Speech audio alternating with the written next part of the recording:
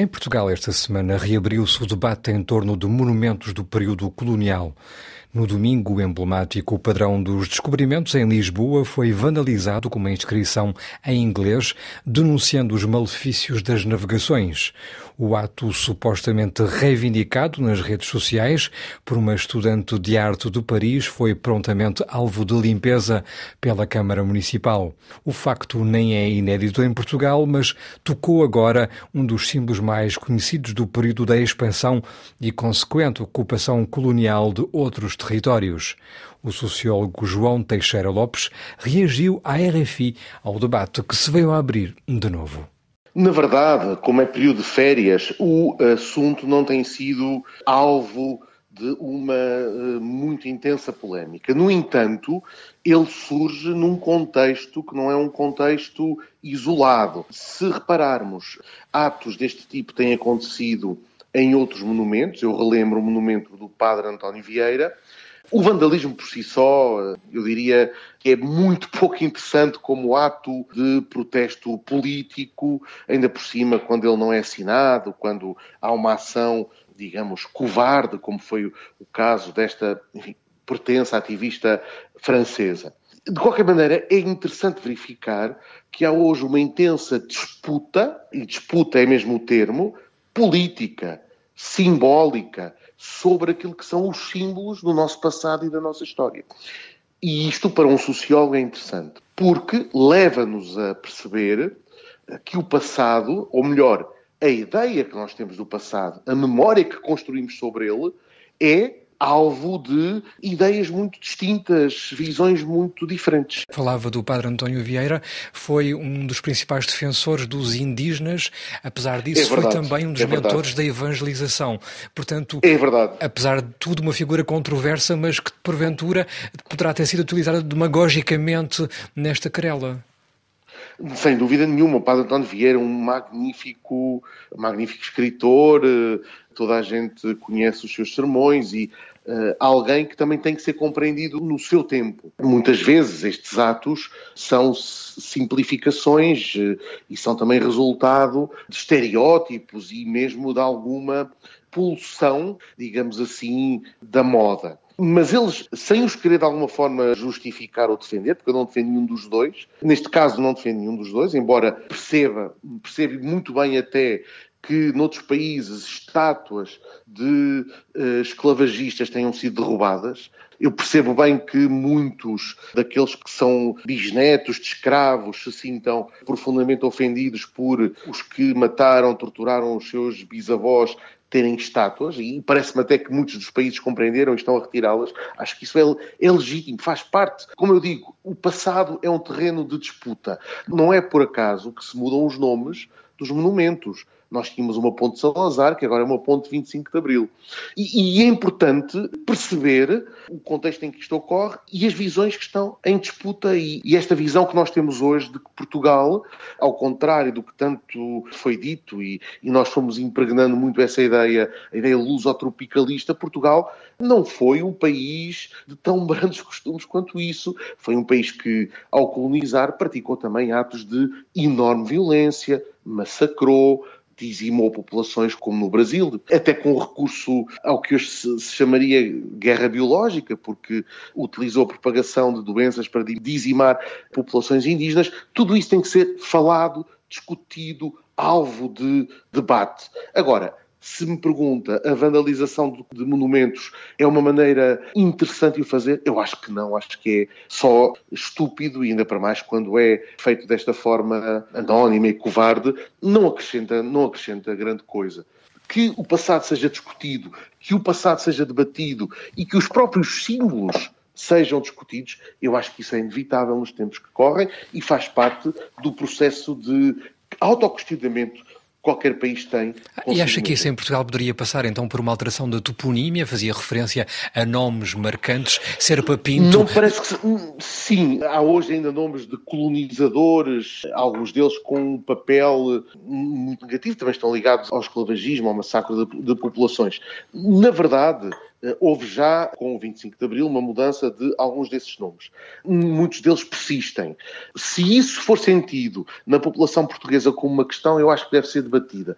Se me perguntar se eu acho que essa aqui é a questão principal, não creio que seja. Acho que era muito mais interessante, por exemplo, nós debatermos hoje o papel que os portugueses tiveram nos massacres coloniais mais recentes, dos anos 60 e 70, como os que ocorreram em Moçambique, ou em São Tomé e Príncipe, ou em Angola. Acho que isso seria bem mais interessante que isso fosse discutido. Está a pensar em Batpá, por exemplo, em São Tomé? Estou a pensar o Iriamu também em Moçambique, estou a pensar na Guiné, houve vários. Enfim, acho que isso sim, isso era importante, até porque nunca houve da parte do Estado português, nunca, uma posição, como aconteceu com a França em relação à Argélia, por exemplo, nunca aconteceu com o Estado português, uma visão autocrítica, ou mesmo um pedido de desculpas, que eu acho que deve ser feito. Acho que essa questão sim, é uma questão que nós precisamos de... Rever os manuais escolares? Rever os manuais escolares. Quando os manuais escolares dizem que os portugueses em África apenas tratavam do comércio e da evangelização, evidentemente que estão a ocultar uma parte tremendamente violenta da nossa história. E nós não podemos só querer reivindicar a parte boa da história. Nós temos que reivindicar toda. E temos que reivindicar aquela parte que é contestada, em relação à qual não há consenso, e colocar então os termos. Há uns que consideram que a presença dos portugueses foi enriquecedora, há outros que consideram que a presença dos portugueses foi algo de violência. As várias visões do mundo têm que estar presentes. Não pode ser só a visão do colonizador.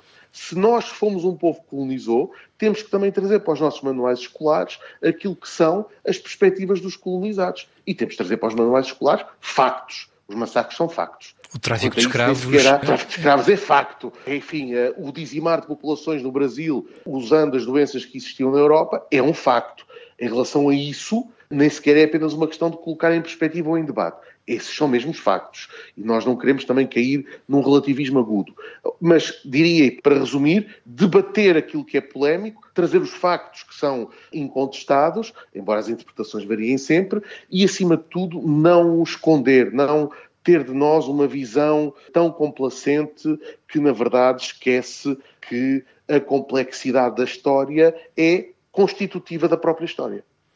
Foi praticamente meio século depois das descolonizações que este debate acabou por chegar a Portugal. É verdade. E foi necessário meio século. Por um lado, porque o próprio 25 de Abril, no seu processo de descolonização, não quis tratar estes lados sombrios da própria descolonização. Portugal também apareceu nessa altura com o seu lado redentor. Era o país que dava a independência às colónias, era o país que queria esquecer o passado opressor através de um novo lugar na história. E por isso não era conveniente discutir isto. E também porque as feridas estavam muito presentes e eram muito recentes, as feridas da guerra colonial, os retornados, tudo isso era, na altura, incandescente. Por outro lado, convém também dizê-lo que temos hoje em Portugal uma questão muito significativa de desigualdade racial. Todos os números o mostram.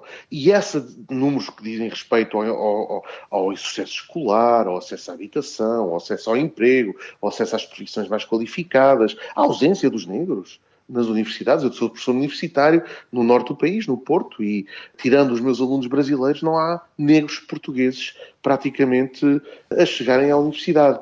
E isso leva, essa consciência mais ativista das novas gerações afrodescendentes, leva a que estas questões venham ao de cima, num contexto internacional, onde elas também estão a ser muitíssimo debatidas. Veja-se o que aconteceu nos Estados Unidos, por exemplo. Este padrão dos descobrimentos está mesmo no DNA dos portugueses? Será talvez com o Mosteiro dos Jerónimos, com a emblemática Torre de Belém, que são monumentos muito próximos, se calhar um dos mais importantes desse triângulo que está ligado à expansão portuguesa? Sim, é verdade. Faz parte daquela visão, mais tarde chamada, já no século passado, de lusotropicalista, mas aquela visão que durante do Gilberto Freire. Do Gilberto Freire, exatamente, mas que durante muito tempo se quis passar, e o Estado Novo nisso foi, a Primeira República também, mas o Estado Novo muito particularmente, de que nós tínhamos sido um império exemplar e que a missão dos portugueses foi uma missão resplandecente, isto é, descobrir novos territórios, como se eles já não existissem, como não fossem habitados, que foi o de trazer a cultura e a luz a populações que eram incivilizadas ou bárbaras. essa visão que está ali bem patente no padrão de descobrimentos deve ser questionada. Agora, vandalizar o padrão, francamente, acho que isso não leva a lado nenhum, não é interessante e ainda por cima é anónimo e covarde.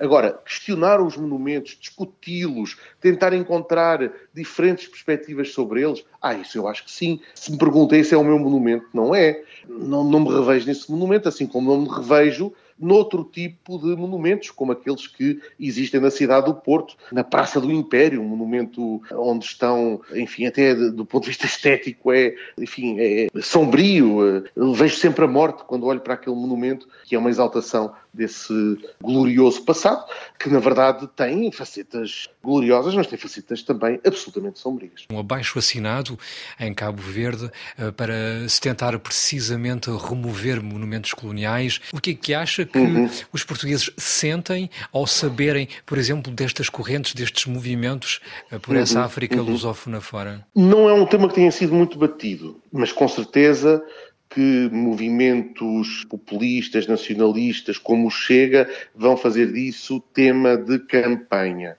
Na minha perspectiva pessoal, eu compreendo que os cabo-verdianos questionem se querem ter no espaço público monumentos de pessoas que eventualmente simbolizem para eles opressão, escravatura, colonialismo, subjugação. Acho isso perfeitamente legítimo. Agora, eu gostava que o debate se fizesse com serenidade, que fosse uma ocasião para ampliar o debate e não necessariamente para atos de vandalismo. Ampliar o debate é preciso, não ocultar nada. Pelo contrário, desvendar, trazer novos ângulos sobre a história, que é uma história comum, quer queiramos, quer não. Colonizadores e colonizados partilham essa mesma história, mas percebo perfeitamente que eles questionem a validade desses símbolos. Era o sociólogo e professor universitário português João Teixeira Lopes.